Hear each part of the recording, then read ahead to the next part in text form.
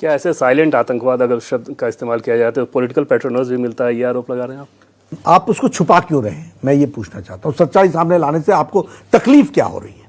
या तो आप उसके हिमायती हैं, या आप वोट बैंक की राजनीति के लिए चुप होना चाहते हैं। आप देश के साथ कॉम्प्रोमाइज कर रहे हैं, तो अगर देश के साथ कॉम्प्रोमाइज करेंगे तो हम एक्सपोज तो करेंगे ही करेंगे।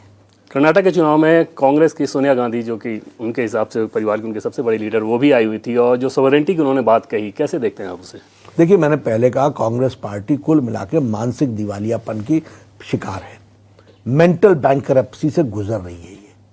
ये मेंटल बैंकरप्सी के ही नतीजे हैं जो हमारे सामने आते हैं।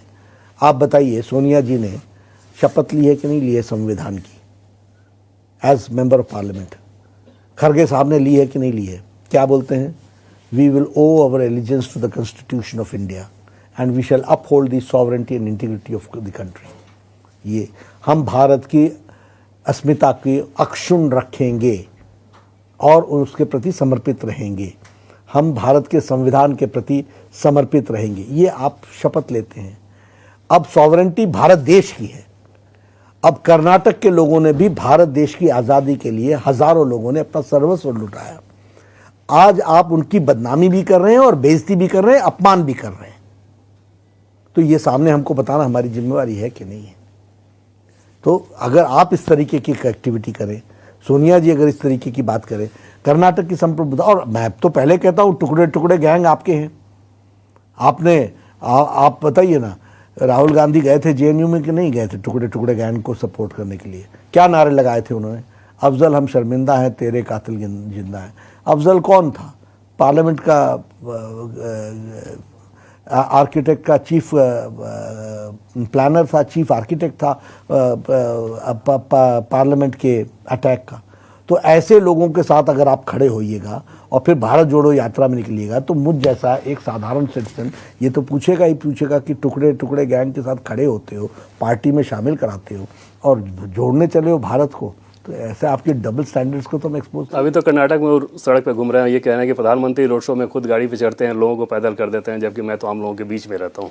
ठीक है ना, ये सब चीज़ें आपने गालिब गम भुलाने के लिए ख्याल अच्छा है, आप कीजिए, हम कहाँ मना करते हैं। लेकिन मैंने पहले कहा, और मैं इस परिवार के दोनों भाई बहन को पहले भी सलाह दे चुका हूँ कि गिमिक्स से पॉलिटिक्स नहीं होती है। It's a serious game. आप गिमिक क्यों करते हैं? आप सच्चाई पर आओ ना, आप जवाब दो ना। आपको आपकी मतलब मैं कहूँगा कि आपको या तो राजनीति का इल्म नहीं है, जानकारी नहीं है। आप प्रधानमंत्री से पूछ रहे हो कि कर्नाटक के लिए क्या किया? ये इससे बड़ा अज्ञानी आपको दर्शाता है, इससे ज़्यादा और कौन हो सकता है? यो एफडीआई में नंबर 1 कर्नाटक, इंडस्ट्रियल ग्रोथ में आगे बढ़ चला, एयरपोर्ट्स की दृष्टि से आगे बढ़ा, रेलवे के एक्सपेंशन में 900% इंक्रीज हुआ बजट में, हाईवेज में हम आगे बढ़े। ये सब करना। अब आप पूछते हो कि कर्नाटक को क्या दिया? एम्पावरमेंट की दृष्टि से आप देखो, 17 प्रधानमंत्री किसान निधि में 17 नाम भेज करके संतुष्ट हो गए। येडियुरप्पा ने 54 लाख लोगों को फायदा दिलाया प्रधानमंत्री से, Pradhan Mantri Kisan Samman Nidhi. What audacity you have to ask such questions. वो तो कह रही हैं कि प्रधानमंत्री जी ऐसा पीएम पहली बार देखा जो ये खुद रोते रहते हैं कि मुझे इतनी बार गालियां दी, जबकि मेरा भाई तो देश के लिए गोली खा सकता है, गाली कैसे? ठीक है, तो आप जो बोलना चाहें, लेकिन सच्चाई क्या है?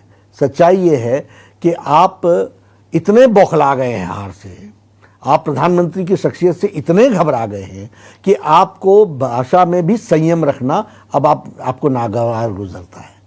आप इतने स्तरविहीन हो गए हैं कि आप गालियों की बौछार करते हैं, और यह भी जनता देखती है तो फिर उसको सामने लाना हमारी जिम्मेवारी बनती है। इंडिया टीवी हर वक्त हर जगह डाउनलोड करने के लिए सर्च करें India TV news Google play store या ऐप स्टोर पर।